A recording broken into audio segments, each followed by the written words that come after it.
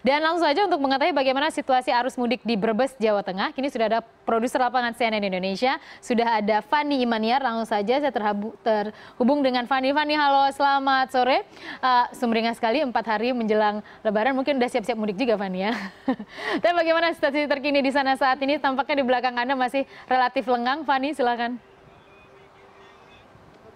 Ya, selamat sore Hera. Kalau misalnya memang setiap atau sebagian besar warga di DKI Jakarta ini menggunakan situasi di Lebaran 1438 Hijriah ini untuk mudik, tapi kita awak media tentu saja berperan sebagai yang memantau mereka melakukan perjalanan mudik itu. Tidak terkecuali saya dan juga teman-teman yang saat ini berada di ruas tol atau tepatnya pintu tol gerbang tol Brebes Timur yang juga merupakan salah satu tujuan utama dari para pengendara kendaraan roda 4 khususnya yang melakukan perjalanan mudik dari DKI Jakarta menuju ke beberapa kota besar yang ada di tengah Pulau Jawa seperti Brebes, Tegal, Pemalang, dan juga Pekalongan seperti itu.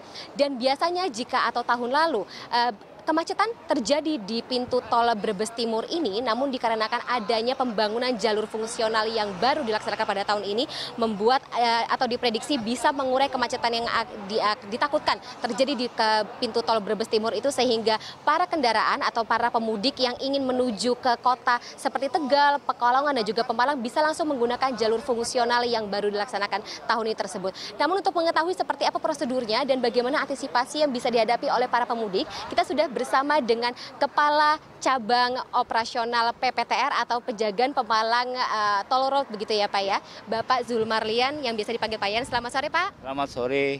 Ya, Bapak bisa jelaskan lebih dulu ini untuk pembangunan dari jalur fungsional, kita kan tidak bisa menyebutnya sebagai jalur tol ya Pak ya, karena ini masih bersifat sementara. Bisa dijelaskan Pak kondisinya saat ini seperti apa dan apa sih prosedur yang akan diberlakukan selama arus mudik sampai dengan arus balik Lebaran tahun ini? Oh baik, selamat sore. Jadi untuk jalur fungsional ini memang bukan jalan tol, karena jalan tol itu spesifikasinya sangat lengkap. Saat ini hanya dilapisi sementara oleh lapisan beton sementara saja. Setelah Lebaran nanti akan dikerjakan kembali untuk dilakukan pengerjaan tuntas untuk jalan tolnya. Nah untuk saat ini, untuk di jalur fungsional, kami sudah menyiapkan satu gerbang tol yang kapasitasnya cukup lebih besar dibanding kapasitas yang di Brexit ini. Ada 10 gardu sebagai salah satu solusi untuk memecah kemacetan yang akan menuju ke Pantura. Jadi ini salah satu hal yang mungkin menurut kami adalah sudah kami lihat 2 hari ini sangat membantu pemudik tidak melalui Pantura tapi melalui jalur fungsional tersebut. Dan jarak tempuhnya bisa efektif 2-3 jam. Bapak kalau boleh tahu Pak, yang ingin diketahui oleh para pemudik nih untuk menggunakan jalur fungsional ini, berapa biaya yang harus dikeluarkan oleh para pemudik? Baik, untuk biaya digratiskan.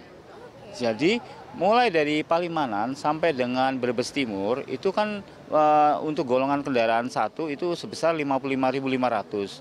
Sama dengan keluar di Kaligangsa. Baik keluar Kaligangsa maupun Brebes Timur itu biayanya sama. Dari Kaligangsa sampai ke ujung Grinsing kurang lebih 110 kilo itu tidak dipungut bayaran. Jadi memang difasilitasi oleh manajemen, dalam hal ini memang arahan dari pemerintah untuk disiapkan sebagai jalur Lebaran.